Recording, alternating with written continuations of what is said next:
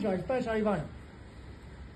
Romain, il essaie de m'écraser, j'arrive pas à sortir. Donc moi, j'ai essayé de reprendre un peu le dessus sur cette contrainte qu'il met sur mon épaule.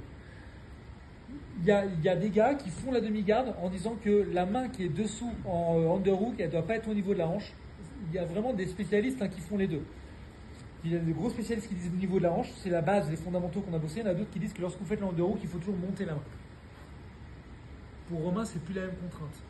Par contre, moi, il faut que je me réadapte pour mes techniques qui sont derrière.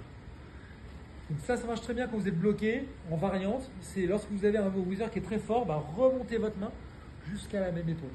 Venez remonter jusqu'à la même épaule. Vous allez avoir un peu moins de contraintes. Et il ne faut pas s'arrêter là. Il va falloir, comme le loop choke, ce que je racontais, le loop choke, ma main, elle avance. Là, c'est pareil. C'est pas juste saisir l'épaule. Ma main, elle vient enrouler l'épaule. Elle vient enrouler. Romain va résister un peu. Ici, il faut qu'il y ait de la tension. Il va rester, il va pas se laisser faire. Il ne faut pas juste que je pose ma main. Je vais chercher à enrouler et écarter sa tête pour allonger son bras. Juste ça. Je ne suis pas obligé d'avoir le bras tendu. Ce que je ne veux pas, c'est que son poignet reste à côté de ses côtes. Ça, je ne veux pas. Donc une fois que je suis placé, je place ma main sur l'épaule, gardez la tension, on enroule, et écartez un tout petit peu son bras pour avoir le poignet au niveau de vos côtes et pas de ses côtes à lui. Autre chose, pour vous placer facilement.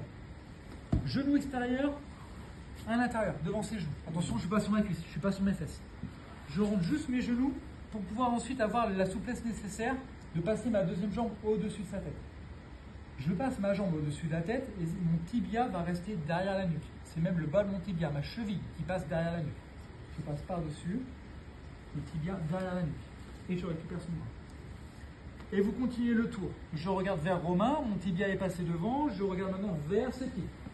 Toujours cheville sur la nuque. Alors, il y a un intérêt à celle-là, c'est pour ça que je vous en parlais tout à l'heure.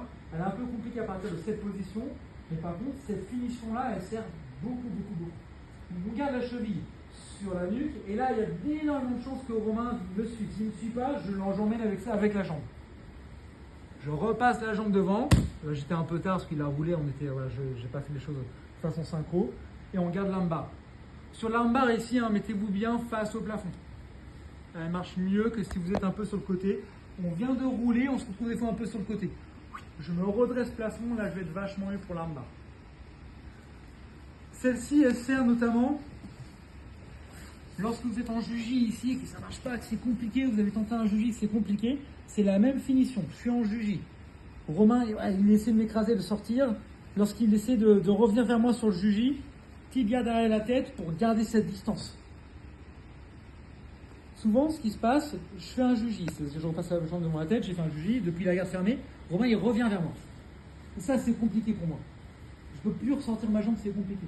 Donc si j'ai réussi au moins à garder un peu de distance et je sens qu'il cherche à revenir vers moi, je repasse au moins le tibia devant. Ça, c'est très fort.